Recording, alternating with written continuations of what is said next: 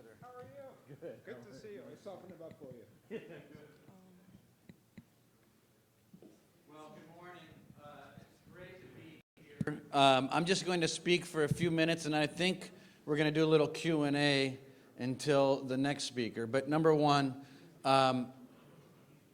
thank you, Simeon, for the great job that you do here and bringing all of us together to talk about the future of Greece, the future of the relationship of Greece and the United States.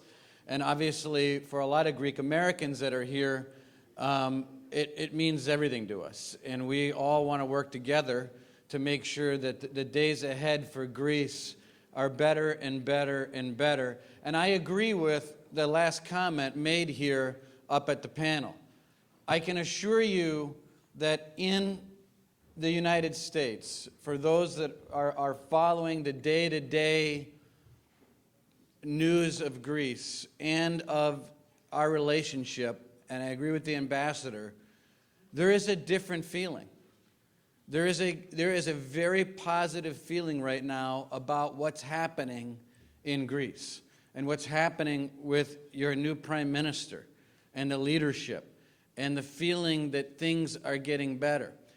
I feel like you are all, those of you from the government here, you are all on the precipice of something very dramatic and very positive and very transformative and that will happen in the Greek economy, and therefore I also believe the relationship with the United States.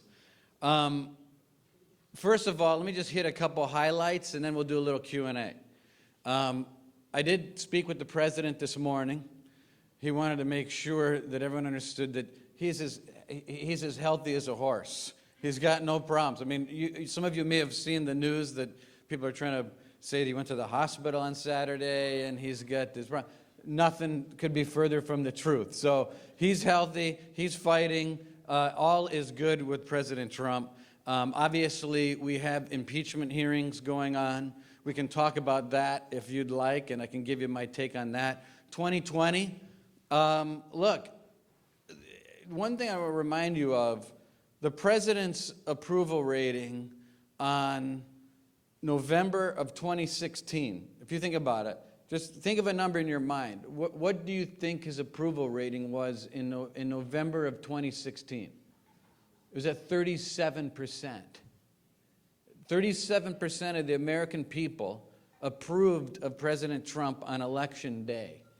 Well, it turned out that Hillary Clinton was at 35. So you have to beat somebody with somebody. It's not possible to analyze the 2020 election by just analyzing President Trump. You have to analyze him as compared to somebody else. And right now, the Democrats are going through what we went through in the Republican Party in 2016. Joe Biden's message is, hey, let's return to something a little bit more conventional. Let's have an American presidency that's the way it used to be. And I'm not saying that, I'm not being critical, I'm saying that's his message. I want to return to the American presidency as it was. If you ask Elizabeth Warren, what is your message? She would tell you, these people want to fight, fight, fight, fight, fight. And in the Democrat Party, she's got more momentum than Joe Biden. Because whether or not you like to hear it or not, there's actually a lot of folks out there in the middle of Pennsylvania and Wisconsin and Michigan that actually want more blood on the floor, not less. I know the media will tell you that, hey, people are tired of this. You know, there are people who say, hey, I like what Donald Trump does, but I don't like how he does it. But the Democrats are looking for that person that's going to take it to President Trump. And to do that, it's going to require even more fighting, even more blood and guts, not less. And it's not what you hear when you watch the news and you think, well, you know, the messaging coming from the moderates in the Democrat Party are much different. For those of you, you know, we're a mixed group. We don't agree with each other on everything, especially when it comes to American politics. Our love of Greece obviously brings us together. I can remember, you know, leaving the White House a couple of weeks ago and looking back at that building, and there's hope in that building because it endures. It stands for democracy and freedom and all the things that bring us together. And when you look at it, there's nothing on the outside that tells you what party or what president's on the inside.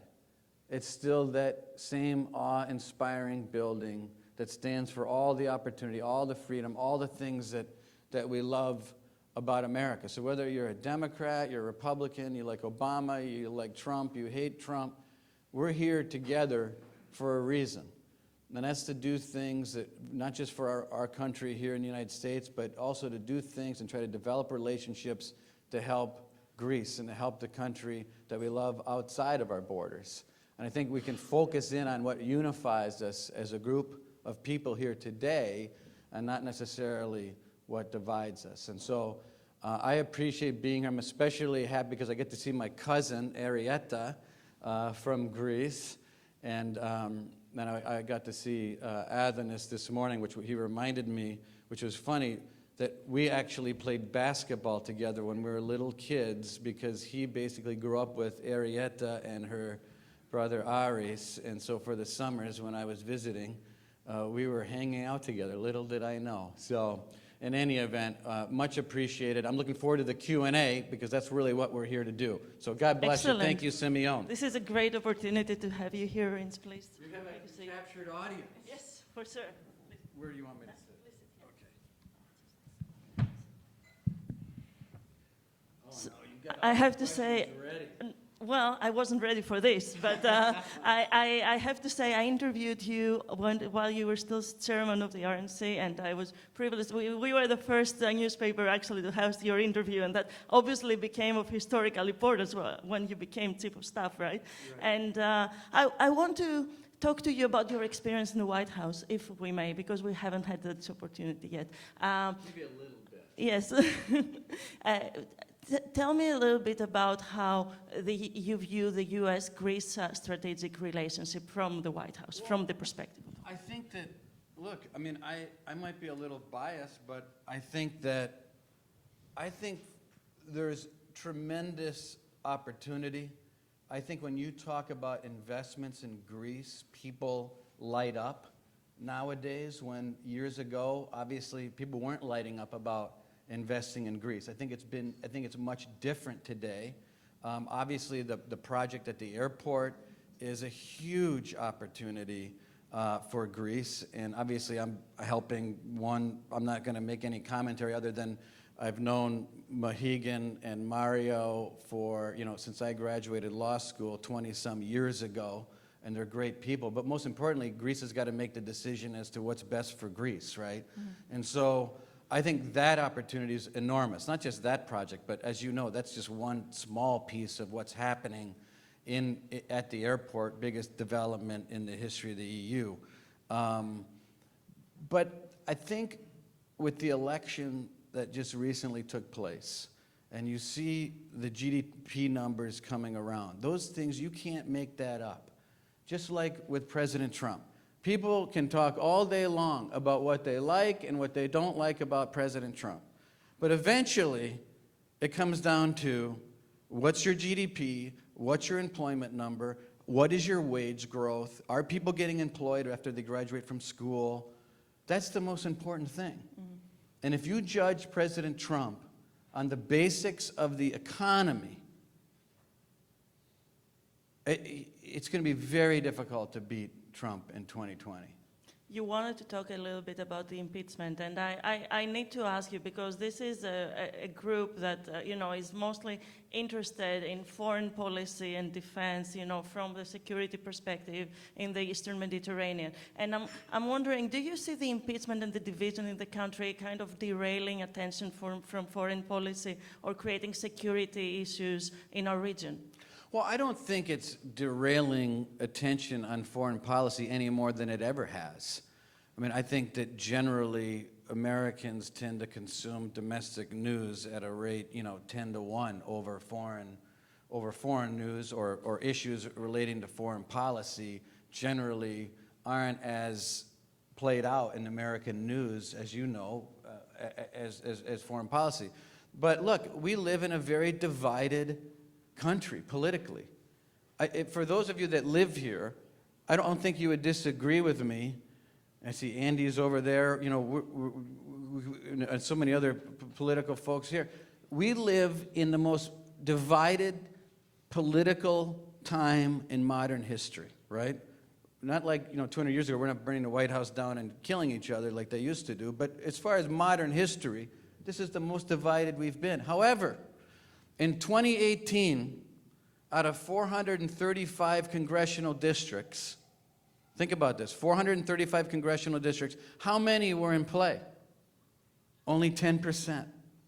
Less than 40 congressional districts were actually in play in America in the most divided political time in history.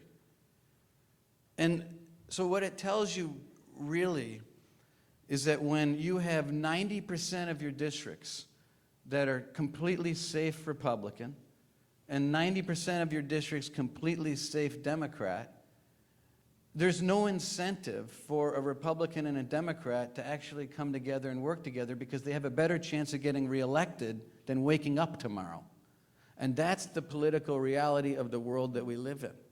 Well, I have to mention the act on the Armenian genocide that was passed overwhelmingly, Absolutely. In Congress, and then blocked at the Senate, and that Yeah. was both the Republican and the both Democratic sides. right Exactly. side agreed There on are that. some things like that, obviously, that we can come together on. But what I'm talking about are, when you talk about big issues like immigration, you talk about the signature issues like health care, it is very difficult to get that comprehensive reform package together when you have a dynamic that's playing out right now in American politics. Do you see any coming together of different forces, and certainly in Congress, on the issue of the U.S.-Greece strategic partnership and what that might entail? And I have to ask that in relation to last week's visit at the White House of President Erdogan, right? A lot of people are concerned about what this means for our region, especially in Cyprus, but also in Greece. Do you have any thoughts on that? I wouldn't read too much into it, and I don't want to share things that I probably shouldn't, but Please. I wouldn't read a whole lot into that relationship or any of the dynamics that you may be concerned with. I know that right now Greece is in a perfect position to make a play as the premier regional partner of the United States in that region.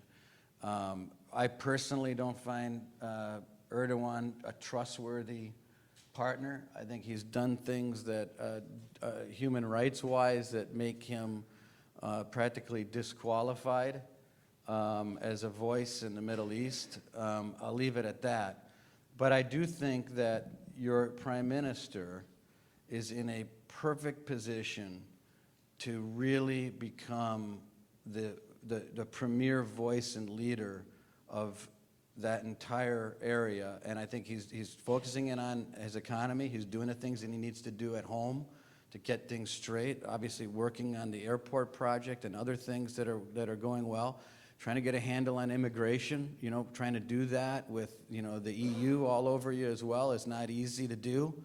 But I think he's doing all the things he needs to do to put Greece in the position that you all want Greece to be in. Right. Thank you for your time. You bet. Thank you. God bless.